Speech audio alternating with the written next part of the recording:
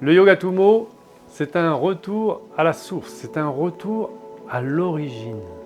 On a un rendez-vous merveilleux tous les jours avec la nature, notre mère nature, parce que nous sommes ses enfants et nous nous en sommes trop éloignés.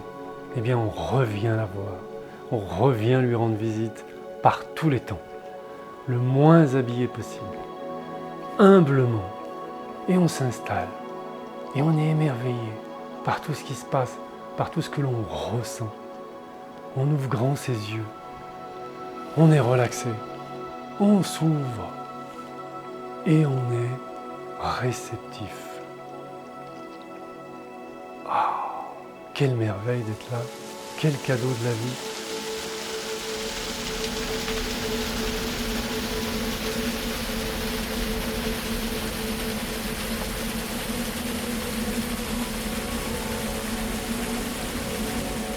Tous les jours, je m'installe dans la nature. Il pleut, il y a du brouillard, il neige, il fait chaud, il fait froid. Je suis fidèle à mon rendez-vous. Et là, je vais redécouvrir la nature, ma nature mère, ma planète. Et je vais me redécouvrir moi-même, puisque je vais revenir à ce que j'ai de plus précieux en moi, c'est-à-dire la simplicité et le contact avec la réalité. C'est ça, le Yoga Tummo.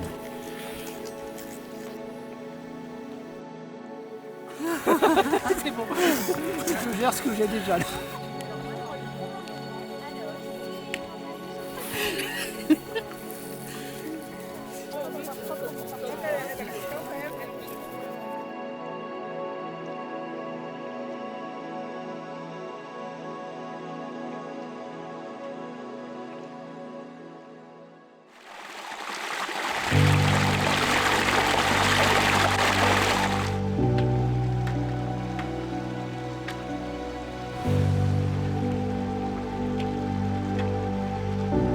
J'ai découvert le Yoga Tummo en tant que stagiaire en 2014 et ce fut vraiment une révélation. Ce contact avec la nature, avec tous les éléments, le vent, la montagne, l'eau, les arbres, c'est vraiment quelque chose de magique. Je suis rentrée chez moi avec une pêche, avec un enthousiasme et je me suis dit qu'il fallait vraiment que je continue cette discipline. Et là, quelques années plus tard, je fais partie de l'équipe d'encadrement et je me rends compte que même stagiaire ou faisant partie et accompagnant les groupes, je ressens toujours les mêmes effets. C'est quelque chose de magique cette discipline, il faut vraiment expérimenter pour ressentir.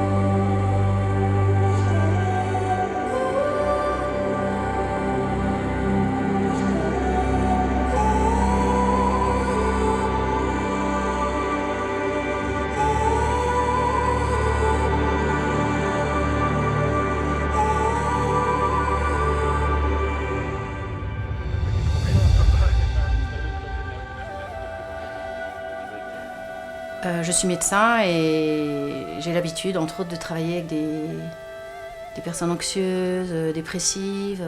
Et je pense que là, il y a quelque chose qui serait vraiment très précieux pour ces personnes-là. Quand on est en contact avec le froid, dans ce groupe bienveillant,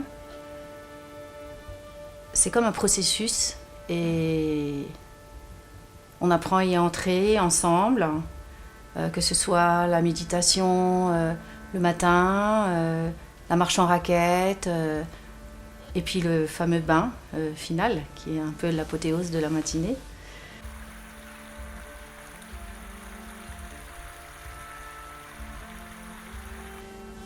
Eh bien, c'est un processus et on retrouve cet aspect de pleine conscience, de focalisation sur soi-même. Et pour toutes les personnes, par exemple, très anxieuses, moi je l'ai été moi-même, par le passé, et quand on est exposé au froid, eh bien c'est comme le passé, le futur disparaissent et on se resserre, on se focalise sur le moment présent, jusqu'à ce fameux bain où là, c'est le bzzz, le silence.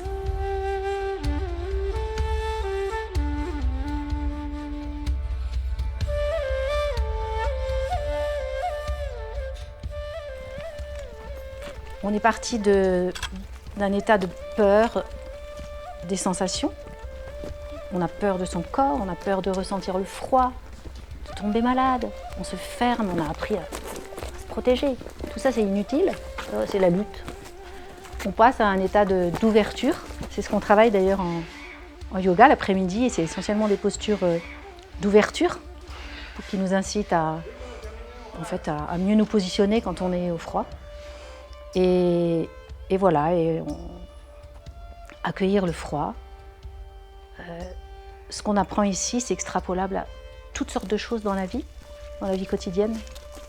Donc, quand on rentre chez soi, on peut continuer à observer. Ah bah tiens, qu'est-ce que j'ai fait là? Oh, je me suis tendue, je me suis resserrée.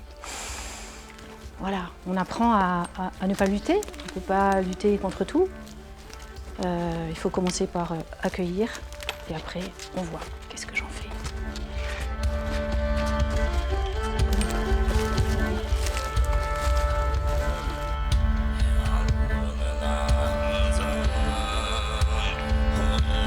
C'est pas nous les plus heureux?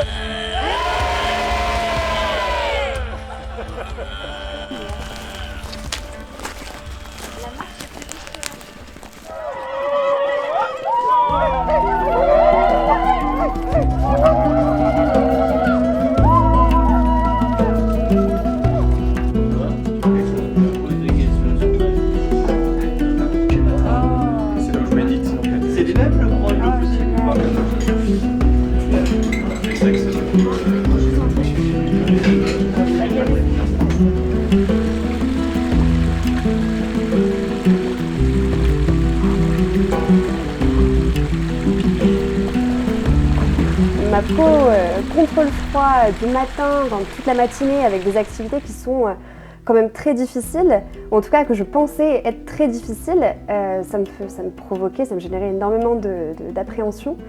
Et en fin de compte, le premier pas, c'est transcendant.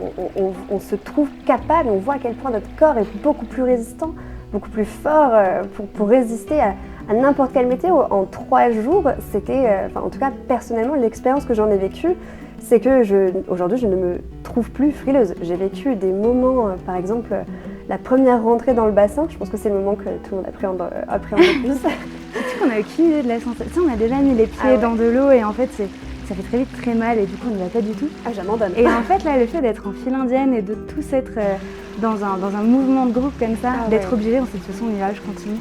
Au bout en fait la sensation n'a rien à voir avec le fait de juste mettre un pied dans l'eau, on dirait que ça nous saisit. C'est au final plus facile. C'est ça, mais en fait c'est même la sensation sur ton corps, ça n'a rien à voir avec ce qu'on peut imaginer en temps normal.